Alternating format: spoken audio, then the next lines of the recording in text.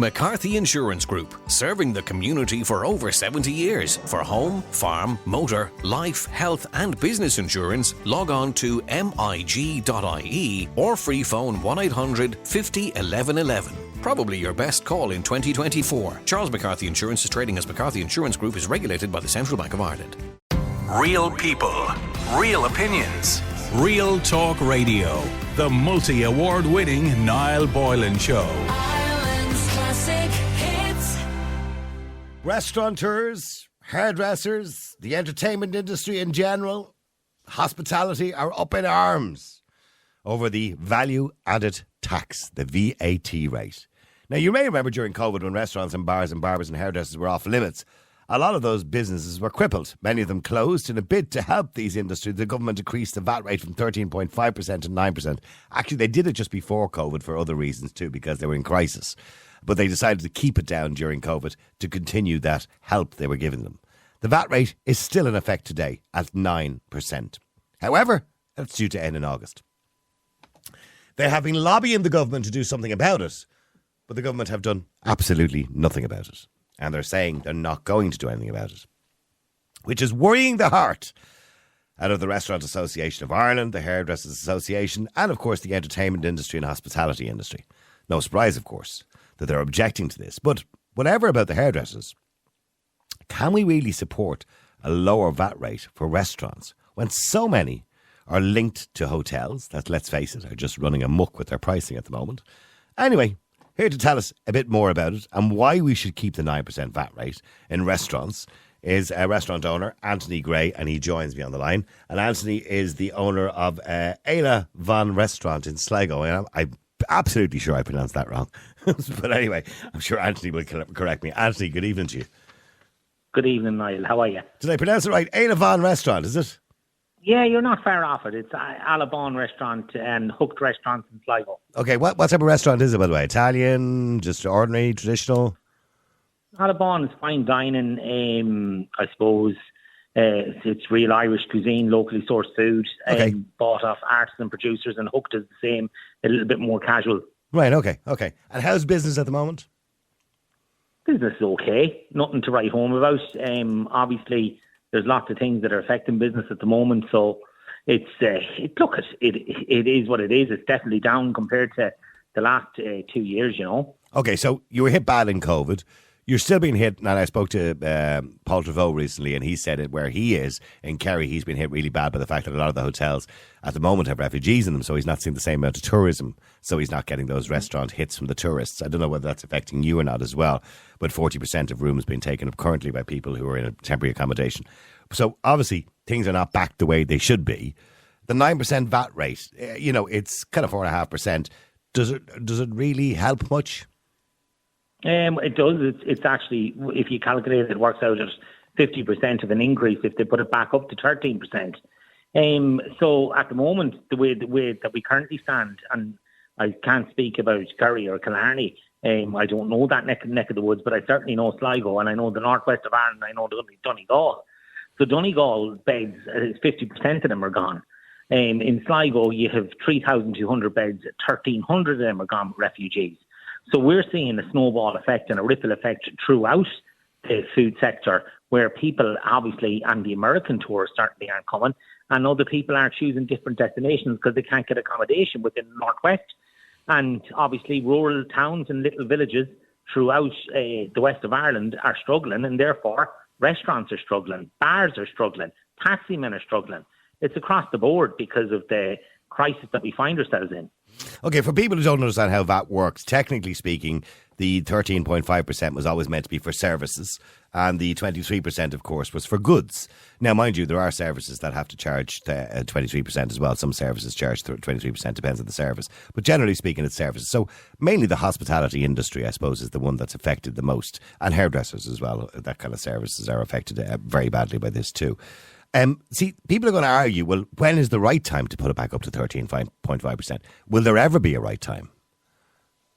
Well, you have to look at it with a common sense approach, and I certainly hope the government look at it with a common sense approach. Like, we've gone from crisis to crisis. We were the first to close in COVID, and we had some ridiculous And the last to open, the last to reopen again. Yeah, and we had some ridiculous restrictions applied to it. Some of them that were nonsensical. But you also must understand that we're in the perfect storm now as regard tourism. And it's tourism that is really being affected here. And therefore, the restaurant trade is going to be affected.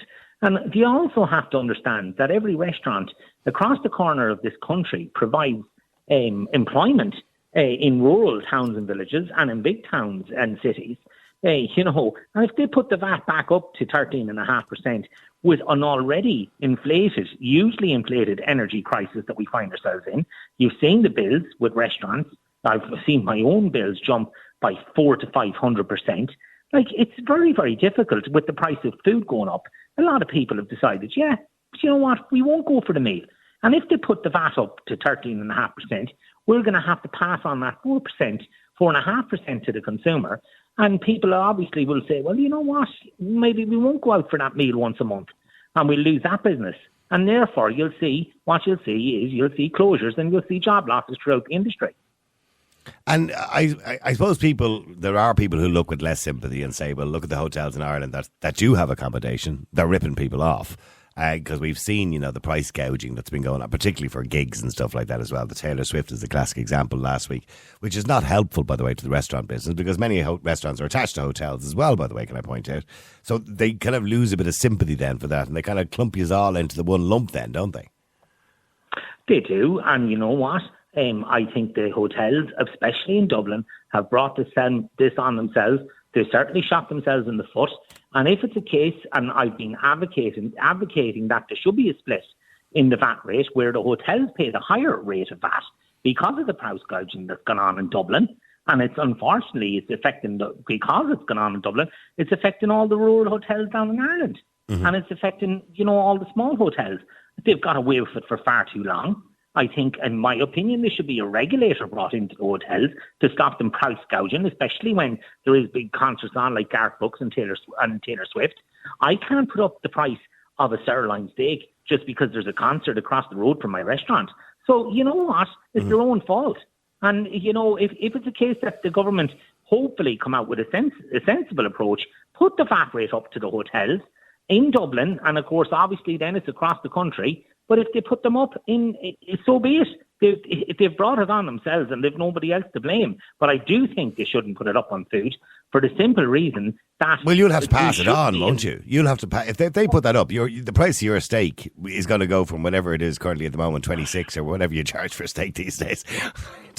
Having a steak in a restaurant, I tend to go to Chinese restaurants more myself. But I still do go to traditional restaurants now and again. I suppose the average is about 26, 28 euro for a steak. I couldn't tell you. I don't know. You're going to have to put it up and pass it on to the consumer. There's no doubt about that. But it's not just that. The price of your blow dry and the price of your parm is going to go up as well. Mm-hmm. You've hit it through hairdressers. The price of your cinema ticket is going to go up. It's not just everybody thinks it's just restaurants. It's not. It's more than that. And obviously there has to be a right time to put it up. And I agree with you. There does need to be a right time. Now is not the right time. Well, here's the thing. Let's have the real question. Does there nearly be a right time? Because 13.5% probably does seem a little bit high. 9% is probably a more realistic figure. If we look at, say, states in America where they have sales tax of 6%, which is the VAT rate, essentially, because they call it sales tax in America. Other countries have sales tax as well, or VAT rates of in and around, between 9 and 10%, and somewhere between 19 and 20% for sales, for goods. So realistically, we do charge quite a high VAT rate for services. We do, and we charge too high of a VAT. So is 9% something that you would imagine should be left there for good? Well, 9%, especially after coming out of a crisis like COVID, where our businesses were essentially shut for nearly a year and a half. And then you've got the crisis of a war that's going to go on for probably 3 to 4 years. And the government have chosen a Band-Aid solution in putting people into hotels. So, there is no right time, not now, certainly, in the next 3 to 4 years to put it up. Maybe in 3 to 4 years, let's look at it, maybe going up to 11%, but not now. Do you think they're going to listen to you? Because I get the impression from what I heard on the radio today, and I heard numerous commentators and politicians today talking about this and talking about the upcoming budget as well. And there was no suggestion they were even going to look at this. As far as they're concerned, that's it. It's going up. Well, you know what? We'll be lobbying against it, I can assure you that, and I certainly be lobbying against it. If they want to put the VAT rate, which I would totally agree with, because of the carry-on that's gone on in Dublin, and on hotels, definitely, but definitely not in restaurants. Restaurants in Ireland, as you know, Niall, if you come down the length and breadth of this country, a lot of them don't open on a Monday and Tuesday night because the business isn't there.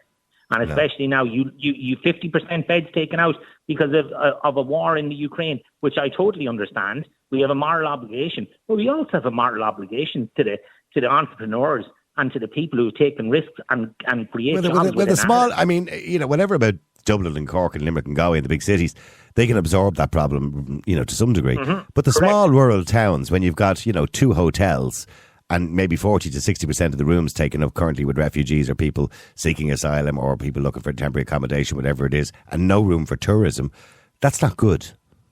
And I don't know how long that can be sustained for, but it doesn't look like it's going to stop. That seems reasonably relentless at the moment. It is, and I could speak on high authority there. We have a village called Ross's Point here in Sligo, the most beautiful village you've ever seen, on a seaside village, fantastic golf course. You have a hotel there that caters for 110 people, and that was the lifeblood of the village. That's gone. There's 110 refugees staying in it. And therefore, nobody's buying their milk, nobody's buying a local paper, no one's taking surf lessons, no one's taking fishing trips, and the golf club is losing business because there's nobody staying in the hotel. And 10 of those will come into your restaurant maybe on a nightly basis. Well, you might be lucky if you got 10, but you might get 4, and you might get maybe 10 during the week that would come in. That's gone. Like as I said to you, we had 3,200 beds. In Sligo, 1,300 now are taken up by refugees. So of course it's going to affect tourism. So therefore, this is not the right time to decide and lump on 4.5% to businesses that are already struggling. If they want to come out with a sensible approach, they need to come out with some sort of scheme for the rural towns and villages who are going to be totally and utterly decimated. Is there any joy left? And I know most restaurant owners, a lot of them are chefs, by the way, as well, but I do know most restaurant owners have a passion for food, have a passion for what they do and the service industry. But is there any joy after going through COVID, going through this crisis, and of course, there's a crisis, the energy crisis as well on top of that, and the cost of actually running a restaurant now. Is there any joy left in running a restaurant? There's plenty of joy, and you know what? I'm not a qualified chef, but I've learned it over the last 4 years because I had to. I'm able to do most of the courses now within the restaurant. Starters, mains, I steer away from the desserts. But you know what? There's lots of joy in it. I love going out, chatting to people, telling them where the lobster came from. It came from Mullaghmore, from a little small producer called Dahi O'Dowd, telling them the different types of veg, the purees, dealing with people. That's what I love. I was brought up dealing with people. My late father was a butcher. I love talking to people. I just hope to God to keep coming into the restaurants because it is a joyful thing. And is it financially stressful for you at the moment? Sure, of course it's financially stressful. Like, I've 38 employees. We have to try and make sure that, that they're looked after. Most of them are with me 10 years. They're like family to me. Yeah. And like in COVID, it was horrific. We bounced out of that. We've gone, okay, we've got the energy crisis. We're trying to deal with that. But I do hope the government look at it. There is a joyful moment. I wouldn't be doing it. I love it. I love dealing with people. I love talking to people. And I love showcasing Sligo food. And you know what? I'll continue to do it. And I'll continue to take the belts that restaurateurs take. And, it's onwards and upwards, in my opinion. Well, Anthony, if I'm ever in Sligo, I'll pop in for one of your sirloin steaks. Where does your sirloin steak come from, by the way? Where does it come from? Sherlock's and Tubbercurry. We get all our beef from Sherlock's and Tubbercurry, a little small producer up there, up the road in Tubbercurry. We look at, my motto here is, support the local businesses around you, little bakers, artists and producers, and therefore money is spent in the town. And we name them out on our menus. We tell you where the fish comes from. We tell you where the eggs come from. And sure, that's what it's all about, It is. Well, look, I'll drop into you. Éile Bhain restaurant. Why wouldn't you? And it's in Sligo. Whereabouts in Sligo are you? On the main street? So Éile Bhain restaurant is on Rockwood Parade overlooking the river, and 70 yards down the road you've got Hooked, which is more casual, and that's overlooking the river too. So you got 2 fine establishments, multi-award winning restaurants, and you know what? We'll look after you with a nice pint of local beer when you come down as well. All right, listen, it's been lovely talking to you, Anthony. Thank you very much indeed, and I appreciate you joining us on the air tonight. Thanks, Niall. Bye. God bless. Real people, real opinions. Real Talk Radio, the multi-award winning Niall Boylan Show. Ireland's classic hits.